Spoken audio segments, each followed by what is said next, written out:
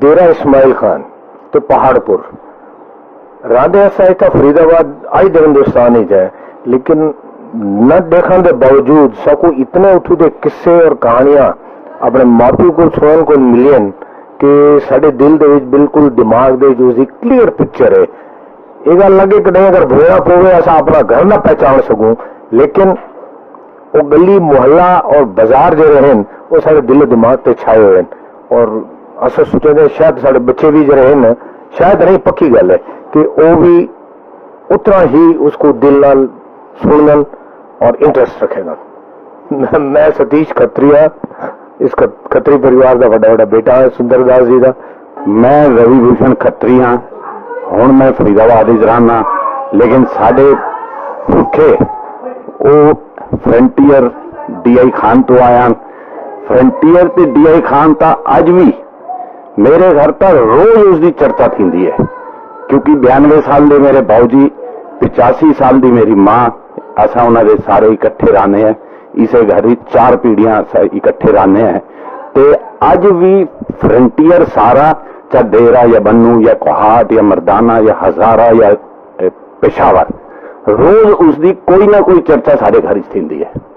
असा तो अज भी फिजिकली इतना है, लेकिन मेंटली मन नाल दिमाग नाल असा अज भी उठाई है। वो तो सारी पुरखियां की धरती है, उसकी याद तक नहीं वाई नहीं सकती साढ़े दिलों चो। मेरी मैटरनल फैमिली जो है असी सारे टोबे दे आए ते शुरू तो बचपन तो असी टोबे की कहानियां सुनते सुनते बड़े हुए हैं ते अज भी असी टोबे की कहानियां टोबे की गल्लां सुनने रहने हैं। मैं गौरव खत्री इस परिवार का वड्डा पुत्र सुंदर दास जी का वड्डा पुत्र हाँ। बचपन को इन्हों के मुँह को पाकिस्तान की बड़ी गल्लां सुनी। ठीक है, असा हिंदुस्तान में, लेकिन वती पाकिस्तान नाल ये अटैचमेंट उस जहाँ को अटैचमेंट मेरा इस्माइल को फील होना है।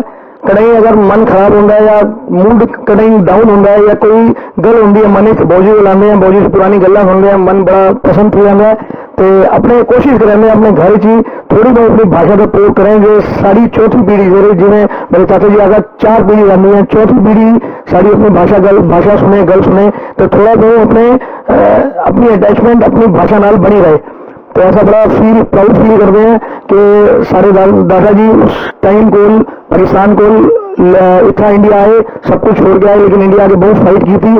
तो आपने स्टैंडिंग खुद बनाई, मैं बहुत प्राउड फील करूंगा अपनी फैमिली वास्ते। बचपन का वो जमाना घूमती सी गलियां, 3 मंजिला मकान से जाना, घूमती सी गलियां, 3 मंजिला मकान से जाना। याद नहीं। मैं सरोज सुंदरदास खत्री जी की बड़ी बहू आई। तो मैं कलकत्ता वेस्ट बंगाल से हूँ। मुझे अपनी बोली नहीं आती थी, लेकिन यहाँ आके मैंने बहुत कुछ सीखा और सीखने की कोशिश की।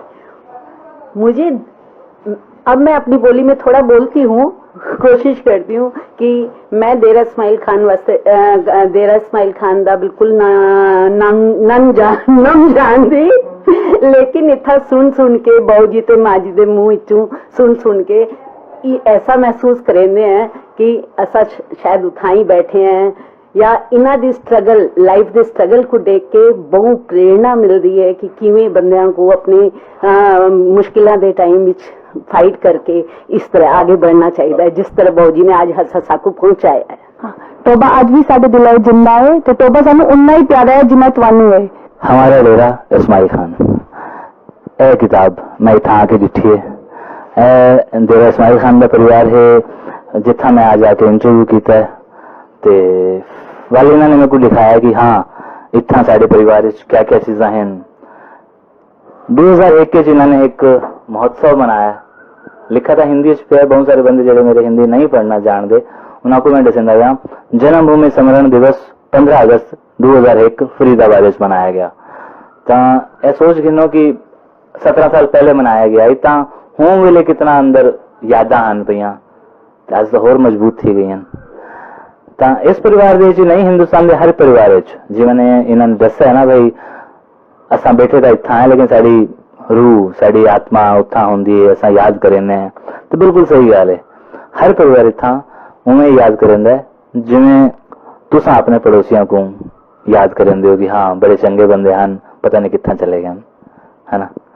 कितना गए नहीं गए, सरकार ने बस वो सरहदा बना दी हैं, तारा खींच दी हैं, लेकिन असा भी बड़े जिद्दी हैं, असा तारा क्रॉस करके लंघ दी हैं, पार आ गए हैं यूट्यूब के थ्रू।